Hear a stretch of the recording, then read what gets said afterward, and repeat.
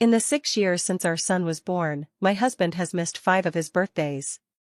On his 6th birthday, my husband still didn't show up, but sent a beautifully packaged cake instead. Our son held the cake and ran to me excitedly, saying, "Mom, look. Dad didn't forget my birthday this time." But half an hour later, our son went into anaphylactic shock from the peanut butter in the cake. In the ambulance, he held my hand, his eyes red, and asked, "Mom, does Dad really hate me?" I didn't answer. Trembling, I called my husband. The moment the call connected, his icy voice came through, "I already sent a cake. What else do you want from me?" The phone call ended, and as I looked at my son's swollen cheeks and tear-filled eyes, I finally sobered up completely. Some love will never come. And some people are simply not worth waiting for. Watching my son being resuscitated in the emergency room, my heart felt as if it were being sliced by a knife. Because my son is allergic to peanuts, our home has never had a single peanut. Every time we eat out, I double-check to ensure his safety. In the past month, my son has had allergic reactions twice, both because of Gavin. 3 weeks ago, on Gavin's birthday, he came home drunk and casually gave my son a peanut cookie as a gift. My son ended up hospitalized for 3 days. Today is my son's 6th birthday. When I saw the cake Gavin had someone deliver, I wanted to inspect it. But my son was overjoyed and couldn't wait to dig in. Never in my wildest dreams did I expect this. The moment my son took a bite, his entire body began to swell, and within minutes, he went into shock and lost consciousness. Only then did I realize the cake was loaded with peanut butter. Watching my son hovering between life and death, my heart was filled with self-blame. I hated Gavin. But I hated myself even more. Why, despite my repeated warnings and past experiences, did he still bring a cake containing peanuts? Why did I foolishly believe that 7 years of waiting could warm this man's heart? Why did I have to fall in love with Gavin? And when the culprit of it all, Gavin, arrived at the hospital, the first thing he said to me was, "Allergic again?" I didn't answer, only asking him, "Who bought the cake?" The man froze for a moment, as if remembering something, a flash of regret flickering in his eyes. "Sorry, I forgot." I nodded. Right, he'd just forgotten his son's birthday. Forgotten his son's peanut allergy. Forgotten the promise he'd made at his son's birth, "I'll take care of you two for the rest of our lives." I turned away, refusing to look at him anymore.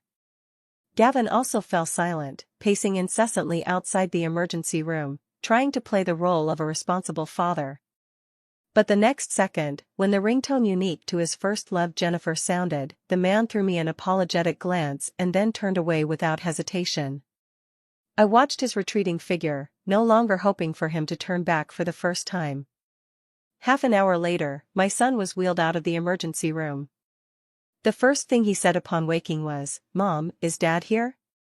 I paused for a moment, turned my head, my eyes slightly red, and softly told him, "Dad came to see you, but he's busy with work, so he had to leave first." A flicker of disappointment crossed my son's eyes, but he quickly lifted his little face to look at me. "Mom, I want to call Dad and tell him I'm okay, so he doesn't worry about me." Seeing the eager look in my son's eyes, I couldn't bring myself to refuse. "Okay." My son obediently took the phone and skillfully unlocked the screen. Suddenly, the anticipation in his eyes faded as he stared blankly at the phone screen, motionless. My son handed the phone back to me, his voice choked with tears. "Mom, I'm tired.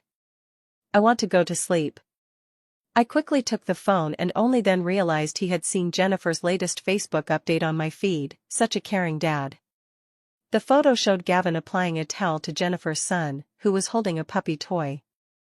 Watching my son bury his head under the blanket, my heart finally turned to ashes. The first time he gave our son a cake, he ended up in the ER. Before our son even woke up, he went off to play dad for Jennifer's child. After 7 years of marriage, my son and I waited for him for 6. That night, we finally gave up completely. That night, I booked a flight to France, leaving in 3 days. One way. No looking back. From the very beginning, I knew that my marriage with Gavin was the result of his revenge on Jennifer. That year, his childhood sweetheart Jennifer went abroad to study, and they broke up. I took the heavily drunk Gavin back to the hotel and was pulled into bed by him. After waking from the dream, I fell into another dream. To marry him, I waited for him for 5 years. To build a home with him, I waited another 6 years with our child. But it wasn't until today that I realized love cannot be waited for. Early the next morning, I was having breakfast with my son when Gavin appeared. He handed a plush dog toy to our son, patted his head, and said, "Richard, this is for you." "I'm sorry, Dad was too busy last night." The son's eyes narrowed as he pushed the doll away, saying, "Dad, I'm scared." It was when Gavin first took his 4-year-old son out shopping. But in the middle of it, he let go of his hand to answer Jennifer's call. The young child got separated in the crowd. By the time they found him again, he was crouched by the roadside, trembling in fear from stray dogs. Since then, the boy had developed a fear of puppies. Unexpectedly, Gavin brought home a puppy doll. Gavin seemed puzzled. Other kids love puppy toys the most. Suddenly, he remembered that past incident and hurriedly threw the doll out the door. Then, as if to make up for it, he asked, "Richard, do you have any other birthday wishes? Daddy will make them come true for you." The son looked up, his eyes sparkling with excitement. "Really? Dad, I want to go to the amusement park. Can you and Mom come with me?" Gavin was stunned for a moment, then burst into laughter. "All right, such a small wish, Dad will definitely make it come true. Tomorrow, we'll go tomorrow." The son nodded, his voice clear and bright. "Okay. Pinky promise." Gavin shook his head helplessly. "Pinky promise." Watching the harmonious scene between the two, I clutched the plane ticket in my bag, set to depart in 2 days, my eyes slightly red. "Gavin, I hope you can keep your promise and be a good father. Even if it's just for 2 days." The next day, I took my son for his checkup alone. Not seeing Gavin, my son was a little disappointed. "Mom, didn't Dad promise to take me to the amusement park? Why isn't he home?" Unable to bear seeing the disappointment in my son's eyes, I took out my phone and sent Gavin a message. "Are we still going to the amusement park today?" As usual, after sending the message, there was no reply. My son lowered his head, clenched my fingers, and asked softly, "Is Dad in another meeting?" Then, he smiled understandingly and pretended not to care as he said, "It's okay. Dad is busy with work." "I understand." Hearing my son's sensible words, my heart felt as if it were being crushed under a heavy stone. The pain was so intense I could barely breathe. Just as I was about to speak, my phone chimed. It was a message from Gavin. "I'm waiting for you at the amusement park." Joy surged through me instantly, and I eagerly showed the chat interface to my son. "Richard, do you see? Dad is waiting for us at the amusement park." My son froze for a moment, then immediately broke into a happy smile. After 7 years of marriage, this was the first time Gavin had kept a promise he made to our son. After receiving Gavin's confirmation, my son was excited the entire way. He chattered non-stop about riding the carousel and going on a multi-person bike ride together. He had always watched others ride before, but now that both Mom and Dad were here, he wanted to experience it like everyone else. At this point, my son asked me, "Mom, if Dad has fun, will he be more willing to spend time with me in the future?" I was taken aback for a moment, then felt even more heartache, silently praying that Gavin wouldn't stand us up.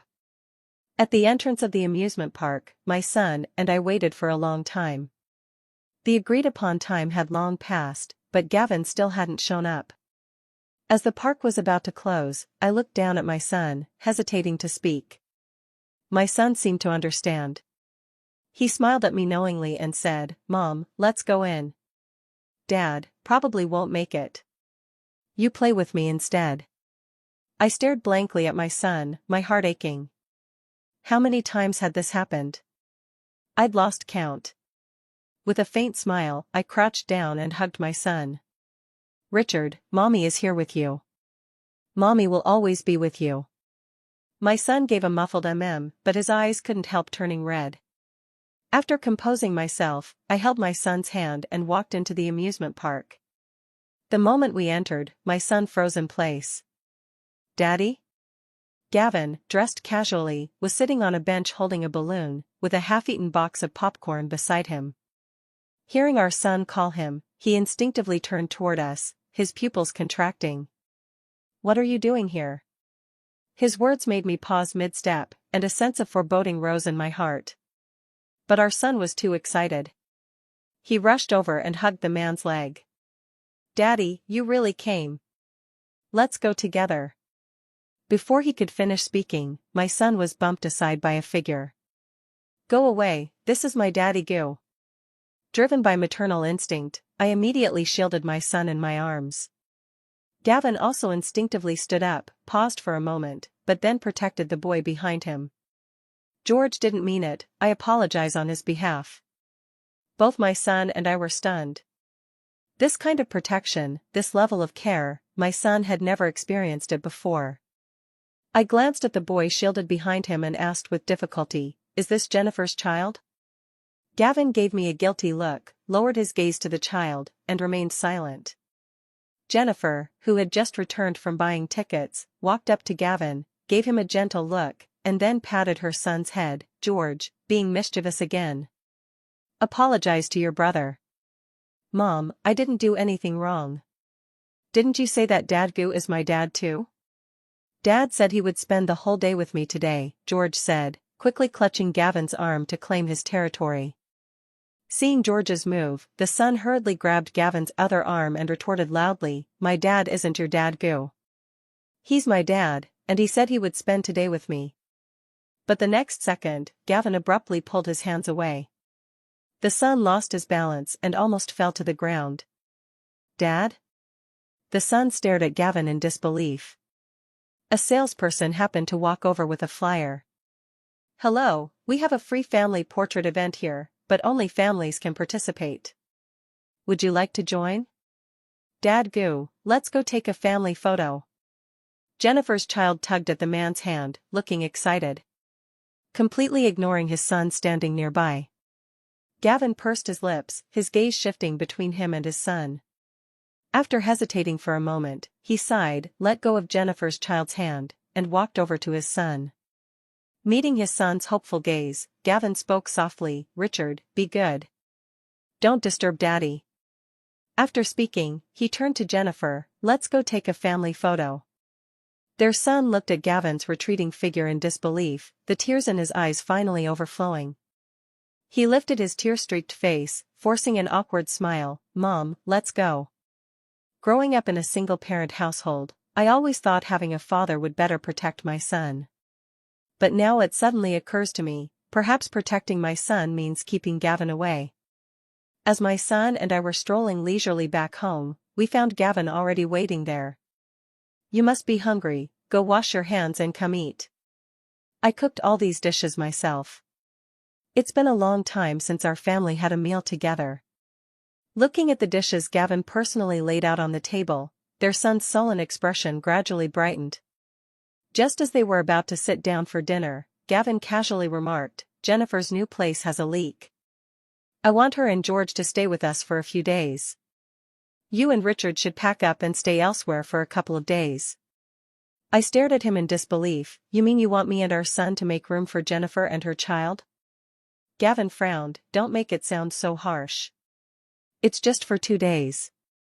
They just returned to the country, a widow and her child struggling to get by here." I smiled, but felt a chill in my heart. "So, Dad, is this an exchange?" The son's voice was soft, and Gavin froze for a moment. "What did you say?" The son shook his head and said with a smile, "Dad, can you join us for this meal?" Gavin stared at his son intently, reaching out to pat his head. The phone rang. It was Jennifer's ringtone. "Gavin, George isn't feeling well. Can you come take us to the hospital?" Gavin's expression changed, and he immediately stood up, grabbing his coat. The moment Gavin opened the door, his son suddenly shouted, "Dad."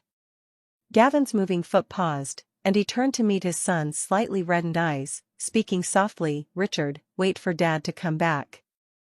This time, the son didn't nod, just silently watched him leave. That night, Gavin didn't return either. Early the next morning, I took our son to the airport. Before boarding, I asked him, "Mom won't be coming back this time. Will you blame me?" Richard noticed my hesitation, held my hand, looked up at me, and said, "Richard will never blame Mom. From now on, I only want Mom."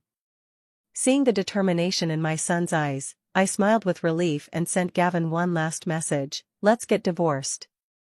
I wish you happiness." The next second, my phone started vibrating incessantly. Seeing the words husband on the phone screen, I only felt irony. Swiftly switching the phone to airplane mode and turning it off, I boarded the plane with my son. "Sorry, the number you dialed is powered off, please." The repeated prompt from the phone made Gavin inexplicably irritable. After receiving Jennifer's call last night, he rushed over in a hurry. Only to find out upon arrival that George just had an upset stomach. Though it was nothing serious, Jennifer was worried about George, so he took the mother and child to the hospital.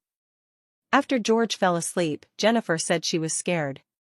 Unable to resist Jennifer's clinginess, Gavin had no choice but to stay and keep her company by the bedside. Thinking about not returning home last night, Gavin felt a rare pang of guilt. Before leaving the hospital, I ordered a cake in advance on my phone. I specifically noted, "No peanuts." It was meant to be a surprise for my son, as well as an apology. In the car, Gavin felt a surge of inexplicable emotion. So he called and booked a photo studio, planning to take family portraits with his wife and child over the weekend. They would surely be thrilled. But his restless hand tapping on the car armrest betrayed the unease in his heart. Gavin couldn't shake the feeling that this time, he might lose them forever. At this thought, Gavin shook his head with a smile. Impossible. Nora loved him so much, how could she ever leave? It must be the exhaustion from work lately, making him overthink things. In Gavin's mind, as long as he shows a little kindness, my son and I would be overjoyed. This time is no different, everything will return to how it was before, just like always. Gavin is confident about this, after all, I am hopelessly in love with him. Just a small gesture, a little, coaxing, and I won't stay angry. No matter how many times he hurts me, my love for him will smooth everything over. Yes. Whether it was 7 years ago when he forced himself on me while drunk, or 7 years later when he hurt our child for Jennifer's sake. He always thinks that with just a beckoning gesture, I would crawl back to him like a dog. From the day I joined the company, Gavin started paying attention to me because I liked him. It wasn't something I suddenly realized, I've known for a long time. In college, I was very introverted. But every time I saw Gavin, the love in my eyes overflowed. My admiration, my joy, all were openly revealed without reservation. He could completely sense it. This was something he had never experienced with Jennifer. A knock on the door interrupted Gavin's thoughts. The office door opened, and Jennifer walked in. She blushed shyly, handed a document to Gavin, and spoke softly, "Gavin, could you help me look at this file? I don't understand it." Gu Jiaming's brows furrowed almost imperceptibly. When I was a secretary, I never asked why. I would research everything privately, and even if I encountered something I didn't know, I would find a way to solve it myself.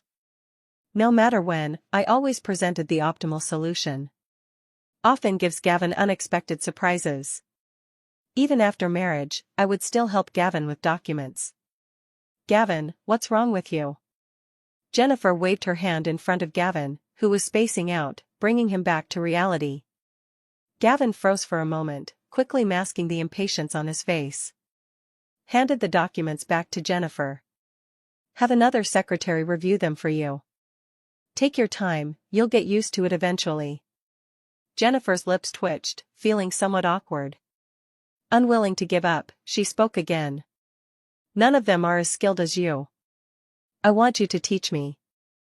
Gavin had never found Jennifer annoying before, this was the first time. She was foolish, stupid, and lacked emotional intelligence, completely oblivious to the situation. Gavin pinched the bridge of his nose. Picked up the phone nearby. The screen happened to display a new message I had sent him: "Gavin, let's get a divorce." Gavin's heart skipped a beat. Seeing that Gavin ignored her, Jennifer switched to a coquettish tone, whining sweetly. Distracted by his phone, Gavin grew irritated and snapped, "Get out. Don't make me say it again." Jennifer was stunned by the shouting. With a hurt expression on her face, she left the office. Only then did Gavin continue staring at his phone. Using all his strength, he sent several messages. "Nora, what do you mean? Are you out of your mind? You'd better not test my limits." There was no reply to the messages. Gavin called again, but still no one answered. A strong sense of unease enveloped him. He cancelled his upcoming meetings and drove home. On the way, he kept calling my number, trying again and again even though no one responded. By the time he reached the doorstep, the calls remained unanswered. Married for 7 years, this was the first time. No matter what happened before, no matter how angry or upset I was, Gavin's calls were answered instantly. Gavin's messages were replied to immediately. Even at the company, I was always at his beck and call. Gavin finally made it to the doorstep, but his hand trembled uncontrollably as he reached for the key. Nora and our son must be waiting for me at home, and they probably made my favorite dishes, Gavin thought to himself. Yet when he shakily opened the door, the house was empty. Walking into the kitchen, the first thing that caught his eye was the fridge magnet. The most prominent one, adorned with little stars around it, was a photo of their family of 3. Perhaps it couldn't really be called a family photo. In the picture, my son and I were smiling happily, while Gavin looked visibly annoyed. He had no idea when this photo was taken, but it was clear he had been caught in it without his knowledge. Other stickers on the fridge. All are reminders, every single one written for him. Dad must not skip breakfast. Dad, there are Xylong Bao in the fridge. Dad, your medicine is on the second shelf. The childish handwriting radiates overflowing affection. At first it was me, then it was always my son. We kept up these seemingly futile practices all along. Walking out of the kitchen, Gavin spotted the Lego set on the table. It was a gift from a business partner trying to curry favor. Somehow, they'd learned he had a son and gave it to him, saying it was for parent-child bonding. One day, I brought our son to visit him. The boy was overjoyed when he saw the Lego set discarded in the corner, thinking it was a gift Gavin had prepared for him. After bringing it home, his son invited him to play countless times, but was sternly refused each time. Gradually, no one bothered him anymore. Next to the Lego was a glued-together ceramic jar. Gavin certainly remembered. He loved drinking coffee, so his son made this gift for him. On the day it was given to him, Gavin was on a phone call. His son waited quietly nearby. When the call ended, the boy approached with the item. "What is this thing? Can't you see I'm busy?" "Don't bother me," Gavin said angrily. With a casual swipe, he accidentally broke the jar and also cut his son's foot. "Nora, how do you take care of the kids?" Without waiting to see what would happen next, he grabbed his briefcase and walked out the door. Thinking of this, Gavin picked up the ceramic jar. His mind flashed back to the hurt expression on his son's face. It was the first time in his life he felt regret. Gavin slumped on the sofa, beginning to recall every little detail between us. Our relationship was less like a marriage and more like a superior-subordinate dynamic. In this relationship, Gavin held the dominant position. He was neither a good husband nor a good father. He didn't remember my birthday, nor our son's. All he knew was having an obedient secretary and a somewhat burdensome tag-along.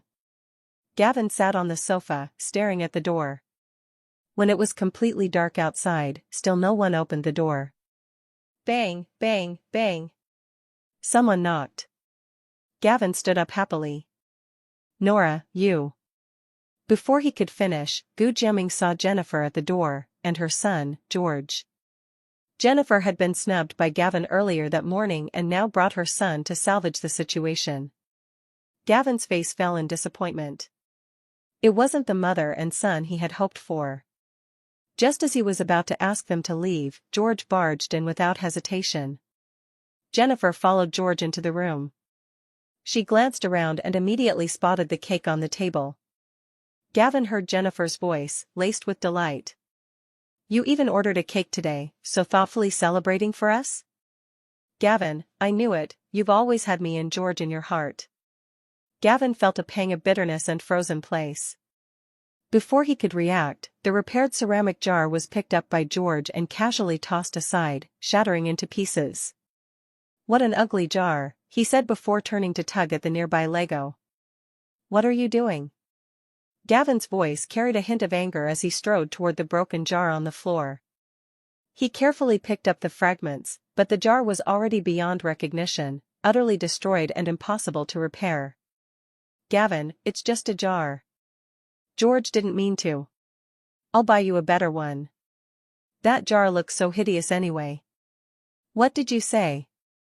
Gavin's voice was chillingly terrifying, making Jennifer shiver all over and George hide behind her. Gavin's sharp gaze seemed capable of killing. Jennifer sensed something was wrong and hurriedly pushed George forward to apologize. "George, quickly apologize to Dad Goo." From behind, George spoke timidly. "I'm sorry, Dad Goo, I didn't mean to." To lighten the mood, Jennifer walked over to the cake. Noticing the logo on the cake box, she cautiously said, "The cakes from this shop aren't good.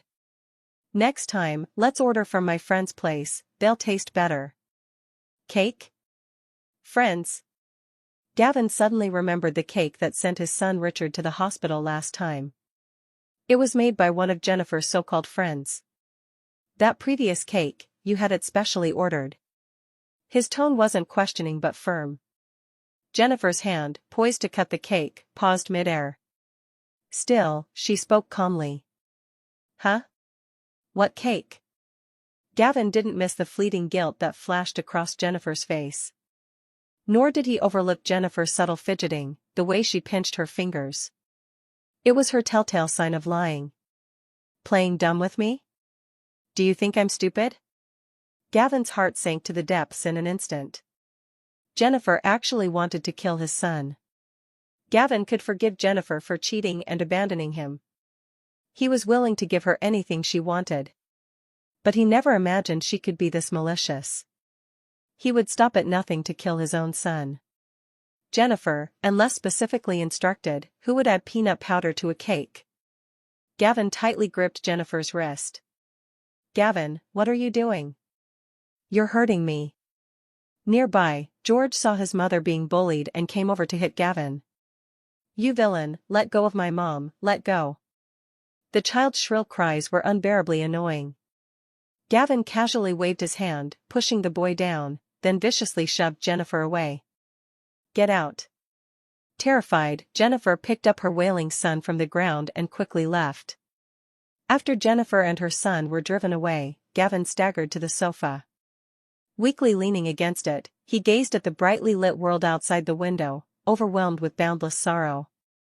Just until yesterday, every time he came home, the house was always bright, with meals ready on the table. Watching the happy family of 3 across the street, Gavin found it extremely irritating. That was supposed to be his life too. His heart seemed to be tearing apart endlessly. Only now did Gavin finally realize. He had nothing left. Just like that, Gavin sat on the sofa all night. A single night made Gavin look 10 years older, completely dispirited. Early in the morning, the fax machine nearby suddenly started working. Gavin hurried over to check. He had imagined all sorts of possibilities but never expected it to be the divorce papers I sent him. Because I knew he would definitely be home at this time. After years of taking care of him in daily life, I had become thoroughly familiar with his routines. After a quick glance, Gavin's eyes fixed on a certain spot. Due to irreconcilable differences, the couple's relationship has been confirmed as broken beyond repair, with no possibility of reconciliation. Through mutual consultation, both parties voluntarily agree to divorce and have reached a consensus to establish the following agreement: husband, Gavin; wife, Nora. When was the divorce agreement signed? Gavin had no recollection. The only document I handed him recently was one. Could it have been at that moment? Gavin was startled. That day, Jennifer was on the phone with him, sharing everything about George. So when I handed him the document, he didn't review it as carefully as usual. Nora, how could you do this to me? Gavin felt deeply upset. He rushed into the bedroom and searched carefully, only to find that everything had already been taken away. Things about Richard. Things about me. Ceramic jars, Legos, fridge magnets. Because they were trash, she didn't want to take them. Gavin couldn't accept this reality. He shouted my and Richard's names loudly in the room. As if doing so would make me and our son appear before him. Half an hour later, Gavin's voice grew hoarse. Why, abandon me? He had thought many times about leaving, abandoning me and Richard, to live with Jennifer. But he never imagined that the one who would make the decision first would be me. Never imagined that, unknowingly, he had already fallen in love with me. Couldn't live without me anymore. The divorce agreement on the table was torn to pieces by Gavin.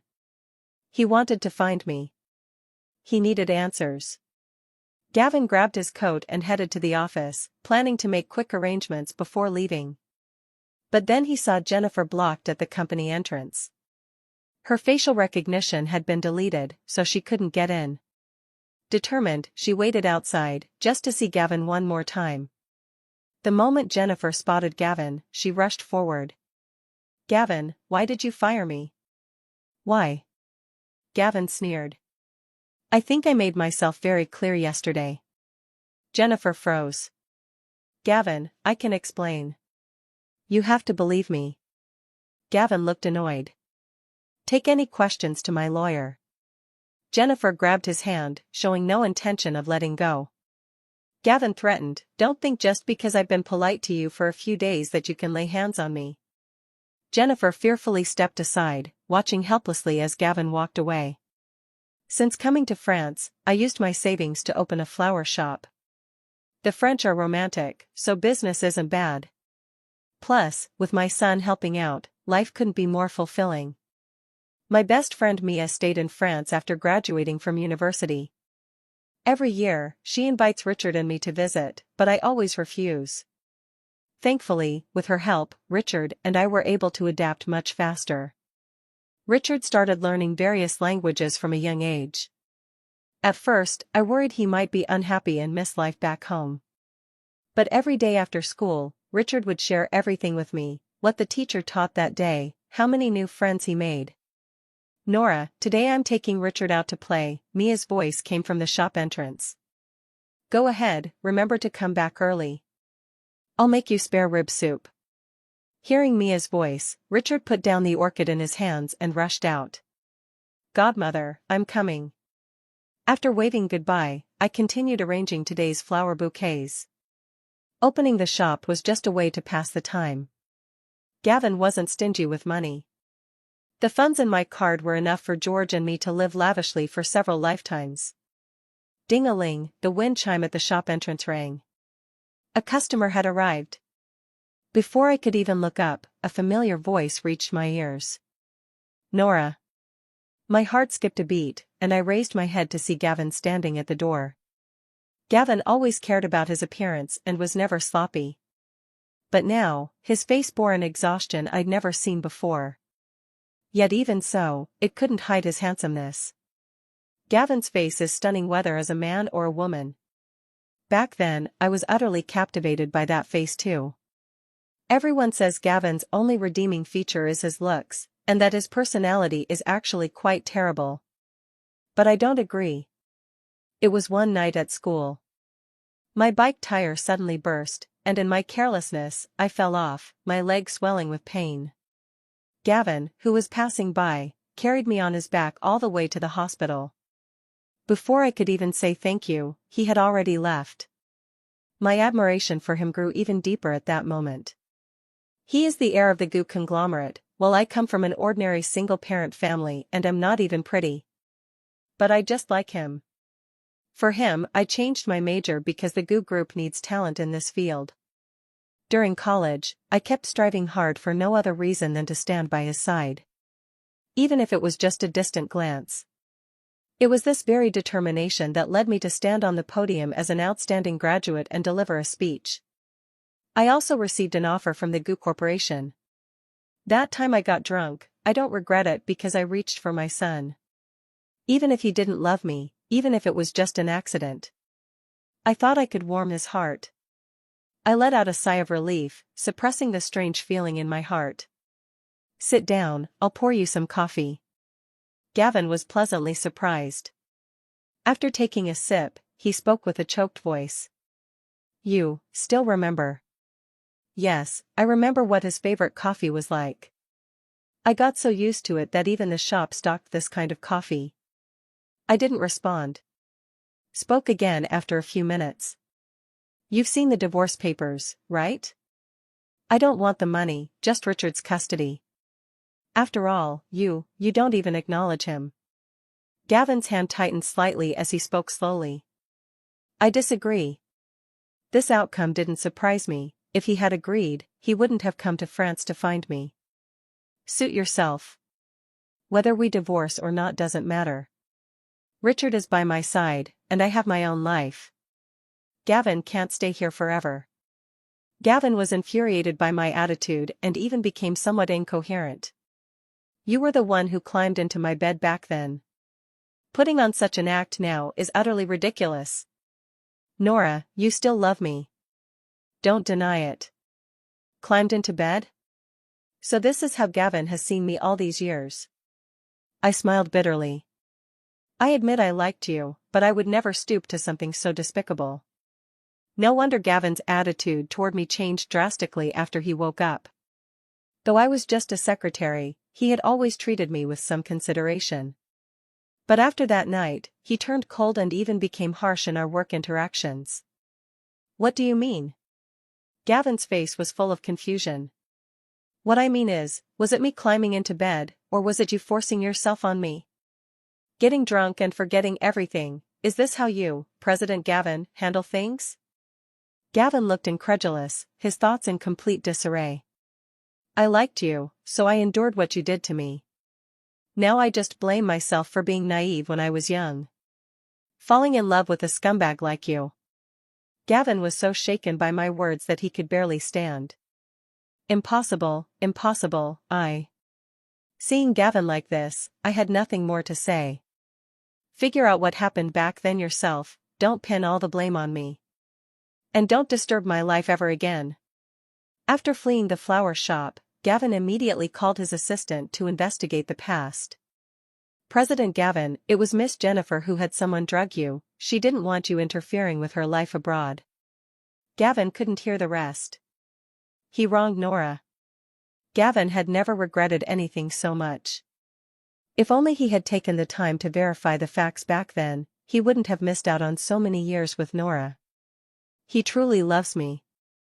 But that incident from years ago has always been a thorn in his heart.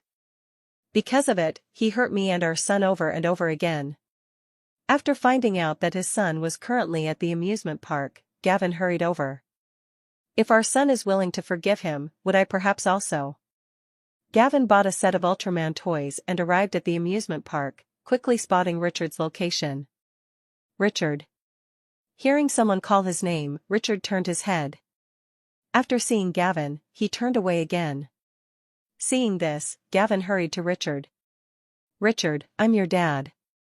What's wrong with you? This is a gift from me to you. Unexpectedly, his son looked indifferent. Uncle, I don't have a dad, and I don't like Ultraman either.